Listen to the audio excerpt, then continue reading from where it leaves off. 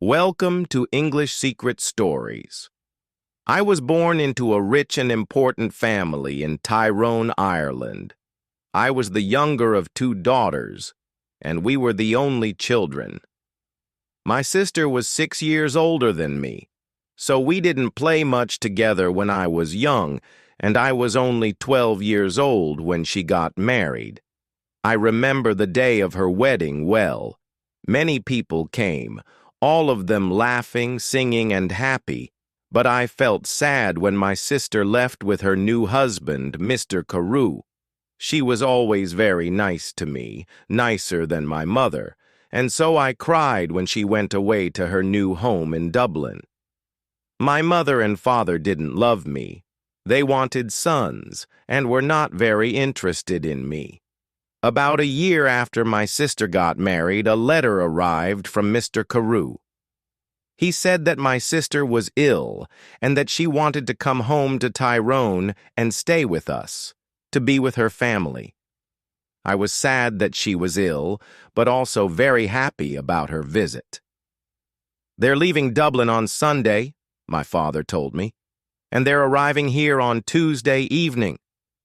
Tuesday came, and it was a very long day.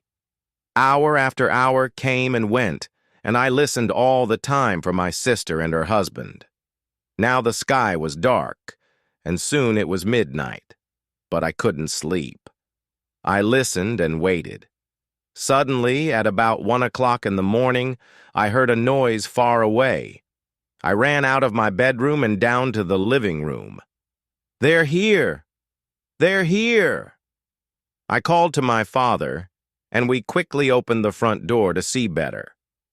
We waited there for a few minutes, and we heard the noise again, somebody crying far away in the night. But we saw nothing. There were no lights and no people there. We went outside, waiting to say hello and to help my sister with her bags, but nobody was there. Nobody came. I looked at my father, and he looked at me. We didn't understand. "I know I heard a noise," he said. "Yes," I answered. "I heard it too, Father. But where are they?" We went back into the house without another word. We were suddenly afraid. The next day a man arrived and told us that my sister was dead. On Sunday, she fell very ill. On Monday, she was worse, and on Tuesday, at about 1 o'clock in the morning, she died, the same time that we were outside the house in the night, waiting for her. I never forgot that night. For the next 2 years, I was very sad. You could say that I stopped living. I didn't want to do anything or speak to anyone. Mr. Carew soon married another young woman in Dublin, and I felt angry that he forgot my sister so quickly. I was now the only child of a rich and important family, so before I was 14 years old, men started to visit our home. They wanted to meet me and perhaps marry me, but I didn't like any of these men, and I thought I was too young to be married. When I was 16, my mother took me to Dublin. "Dublin is a big city," she said. "We're going to meet richer and more interesting men than the ones back home in Tyrone.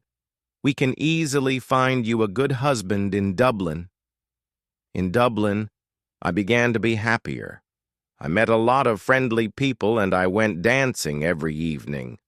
A lot of young men came to speak to me and asked me to dance. I liked talking to them.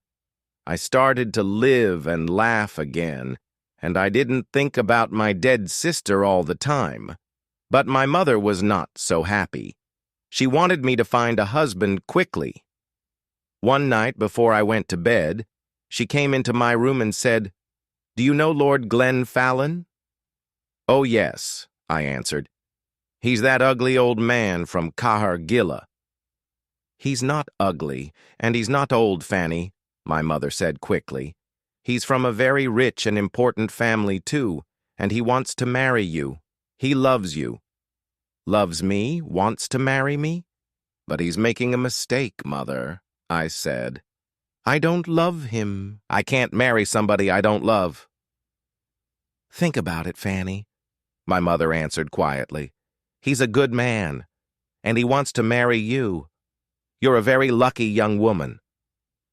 My mother left the room, and I sat quietly for a long time. Lord Glenfallen was a nice, friendly man, I thought.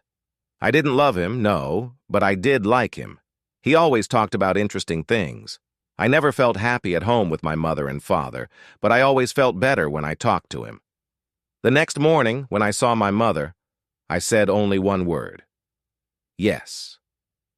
Lord Glenfallen and I got married the next spring, and 2 days after our wedding, we said goodbye to my family and left Tyrone.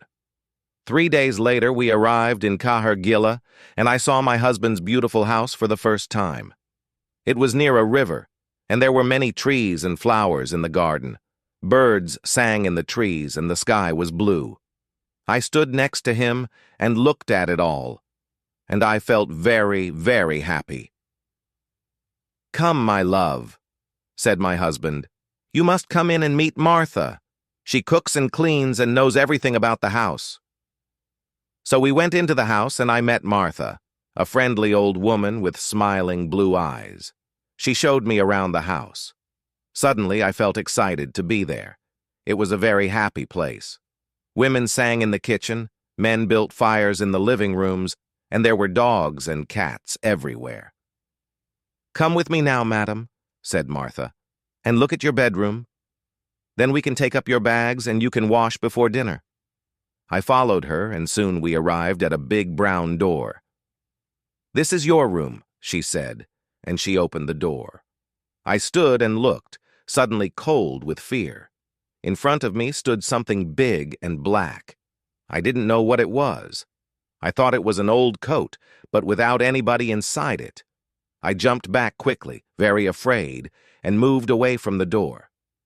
"Is something wrong, madam?" Martha asked me. "Nothing.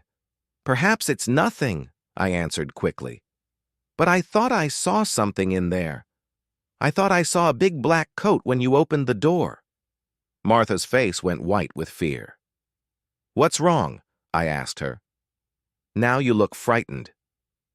"Something bad is going to happen," she said. "When someone sees the black coat in this house, we know that something bad is going to happen soon to the Glenfallen family. I saw the black coat when I was a child, and the next morning old Lord Glenfallen died. Something bad is going to happen now, madam. I know it." We went down to have dinner. I felt unhappy and afraid, but I didn't say anything to my husband about the black coat. I wanted to forget about it and be happy again.